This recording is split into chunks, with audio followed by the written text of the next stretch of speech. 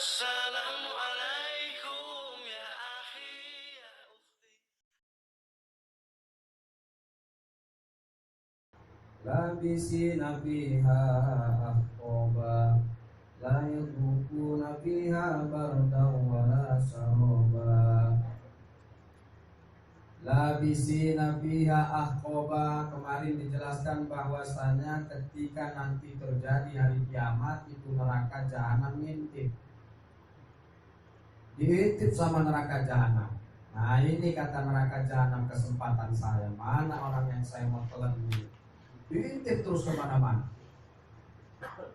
Nah setelah diintip, ketika orang-orang at-taqin, yaitu orang-orang yang kafir, orang-orang yang melampaui batas, yang bermaksiat, yang melaksanakan sholat, pokoknya rukun Islam itu tidak dilaksanakan bagi yang mampu. Jika haji, zakat juga bagi yang mampu, kalau puasa juga bagi yang kuat, tidak dilaksanakan, maka dia akan dimasukkan ke dalam neraka jahanam. Labisina fiha ahqaba ay alun muqaddaratun ay muqaddaru labisin mubsihin, yaitu dia diam di dalam neraka jahanam itu selama-lamanya. Berarti abadi. Aitu hura la nihayatalaha, yakni selama-lamanya, tidak ada ujungnya, dikepukin terus di dalam neraka jahanam. Kalau orang kafir, orang musyrik, orang yang tidak beriman kepada Allah, selama-lamanya di dalam neraka jahanam. Tapi kalau orang yang cuma maksiat, selagi dia mengatakan Allah itu Tuhannya, Nabi Muhammad itu nabinya, kelak memang akan masuk surga, yang disebut syafaatul uzma. Yang ketika Nabi ditanya oleh Jibril, ditanya oleh Nabi, bagaimana umat ya Jibril? Al-Jannah. Bagaimana umat ya Jibril? Al-Jannah. 3 kali baginda Nabi menanyakan kepada malaikat Jibril tentang umatnya ketika sakaratul maut. Sampingnya Sayyidina Ali, agak jauh dikit Fatimah, Jibril ada, Israfil yang mencabut nyawa pelan-pelan dari kaki sampai ke lutut. Itu pencabutan nyawa itu bukan dari jempol ke bawah atau dari ubun-ubun ke atas, bukan. Dari jempol ditarik sedikit-sedikit sampai ke lutut. Setelah dari lutut ditarik lagi sedikit-sedikit sampai ke pusar. Dari pusar sedikit-sedikit sampai ke tenggorokan. Itu yang disebut sakaratul maut. Disitulah penutupan tobat. Dia ngeliat kanan, ngeliat kiri, bukan ingat cucunya, dia ngeliat neraka dan ngeliat surga. Lihat kiri dia ngeliat jahanam, lihat kanan dia ngeliat surga. Itu nangis itu bukan mana cucung saya, ini cucunya di amplop-amplopnya. Tiba putu nembak wisba ikhlas banget. Dasar butun. Harus ngomong ikhlas, wis ikhlas akan nih bareng-bareng ikhlas. Wis ikhlas akan apa itu? Bukan masalah itu, dia lagi sakaratul maut. Dia melihat kanan, melihat kiri, dan pada saat itu diperlihatkan amal perbuatan. Sekecil apapun dilihatkan. Sebelum dia masuk ke kuburan itu belum. Masih sakaratul maut, masih ambekan kenal. Sebetulnya sudah nggak bisa ngapa-ngapain kalau sudah di tenggorokan. Yang masih bisa itu ketika masih di pusar. Ketahuannya bagaimana? Pegang kakinya. Kalau kakinya dingin, pusar masih panas, berarti nyawa sudah ada di pusar. Sudah nggak usah cari daun kelor, kok dia mati. Cari daun kelor, bukan ngomongnya ngomongnya susuk. Susuknya segede tiang listrik, dan jika Allah mati, mati. Nah ini kan ngaji namanya. Oh ini mah katanya jimatnya banyak, ganggu. Nah jimat juga gak guna.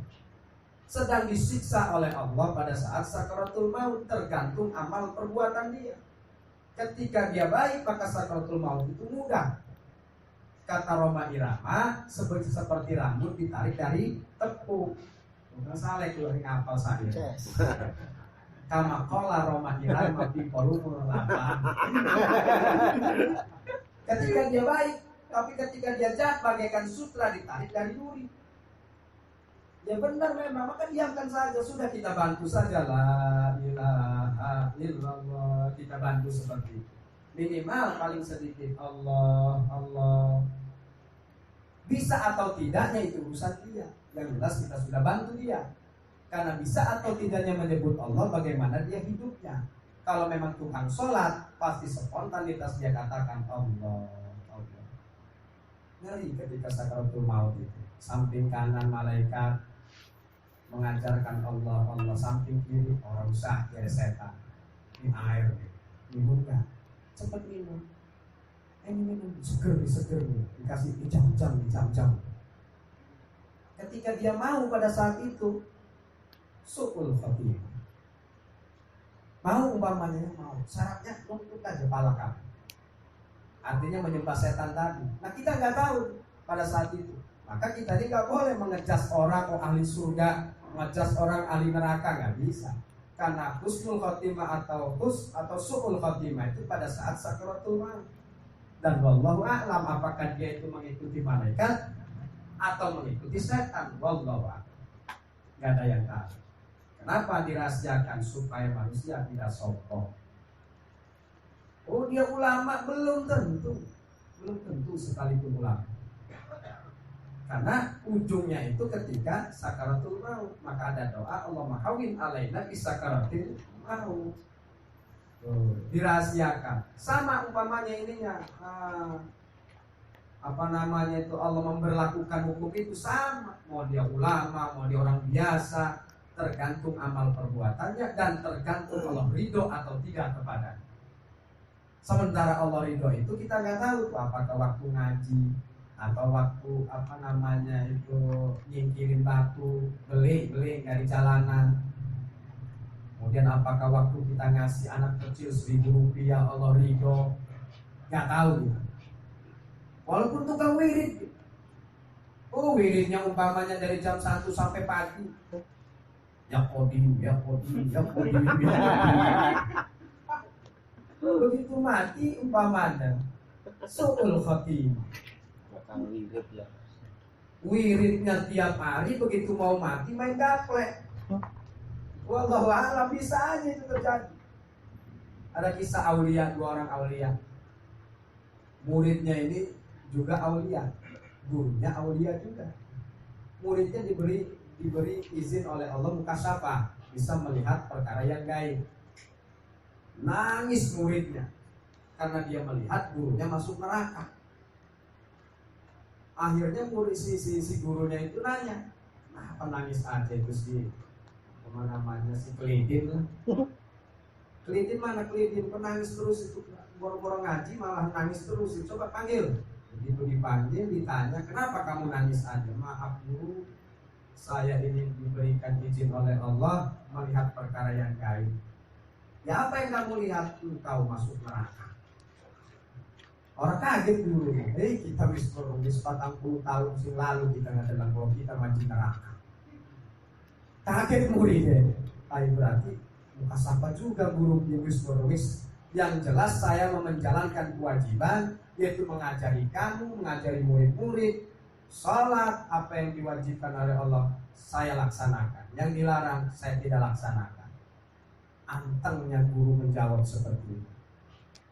Karena gak bisa, masalah surga neraka itu urusan Allah. Kita kewajibannya sholat.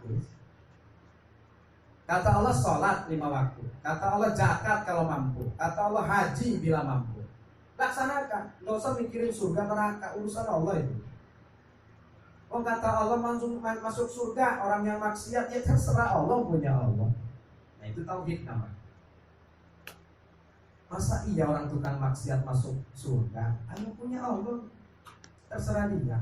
Itu yang disebut sifat jaiznya Allah.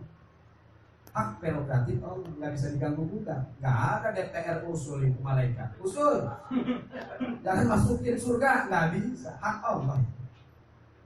Cuman kita berpikir lagi, masa iya wong di dalam Quran ngomong kalau orang yang tukang sholat mau masuk surga. Masa Allah bohong? Kira-kira gitu. Tapi kalau Allah mau, yang dia yang punya. Quran diturunkan oleh dia yang ngatur. Nah artinya ketika kita urusan surga dan neraka, itu urusan Allah. Nah kewajiban kita sholat, suruh puasa, nurut sama Allah. Wong yang maksiat aja kata Allah masuk surga, apalagi yang sholat. Begitu lagi kita logikanya. Tapi betul memang gimana Allah. Sebenarnya kalau Allah harus di surga neraka. Masuk neraka juga kalau Allah ridho mah adem. Tenang aja. Kalau Allah nggak ridho masuk surga ruwet juga. Pada bahan. Udah saya mengharap ridho Allah. Maka orang-orang ahli toreko itu antal maksudi ridho kamatlubi aktivi mahabbataka wa makrifat. Nggak ada dia itu ketika zikir mengharap surganya Allah, nggak ada. Mengharap ridhonya Allah. Sebab kalau Allah ridho pasti kita nikmat hidup. Kadang-kadang kan kita salah, ditarik ke urusan dunia. Bak, kepengennya kan picis lagi gitu kan. Orang mikir badan rusak. Ya Allah, mudah-mudahan besok rezeki mewah. Rezeki dulu pernah jatuh sehat, ya kan? Rezeki sing akeh, dagangan yang laris, pelanggan wake, atau kerjaan naik pangkat, itu aja yang diminta. Barang lalu dia setrum, naik pangkat tapi setrum kan pening juga. Kalau sudah ke ranah sana, dah minta ridhonya Allah. Kalau Allah ridho apapun gampang. Mintanya ridho Allah. Ya Allah, semoga ini ibadah ridho Engkau ya Allah diterima. Gampang apapun. Kalau sudah Allah ridho, itu ranahnya sudah ranah Allah. Masalah rezeki, panjang umur, sehat badan, Allah itu. Yang penting kita bersolat, kewajiban kita ikutin, semuanya akan diijabah oleh Allah Subhanahu wa taala. Amin. La yazukuna biha barda wala syaraba. Di dalam neraka itu mereka tidak akan pernah mencicipi dingin atau air yang dingin, tidak pernah mencicipi kesegaran cuaca di dalam neraka, nggak pernah mencium bau surga. Wala syaraba, bahkan dia tidak pernah minum air setetes pun, air yang kita minum di dunia. Apalagi di surga, umpamanya air surga, nggak pernah dia selama-lama. Illa hamiman wa ghassaqo, kecuali air yang sangat panas diberikan kepada mereka. Air wa ghassaqo bisa dibaca wa ghassaqo, bisa dibaca wa ghassaqo. Maksudnya maknanya adalah nanah dicampur dengan darah. Itu minum itu. Aisodidun ahlin nar, nanah campur getih, sodidun bahasa Arab. Diberi minum aus, kasih minum malaikat Malik. Oke, jadi malaikat Malik. Ambil jus getih corona nabi jus di blender.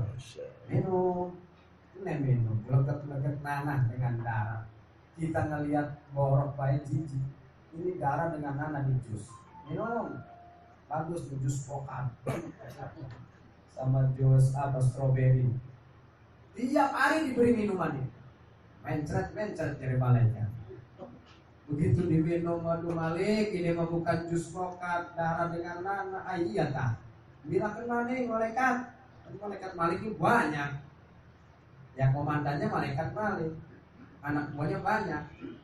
Jusin lagi salah tuh, bukan pokat. Ini paling nanah mah ini ngerogetin. Terus begitu dan begitu selama-lamanya. Ini ngeri ya.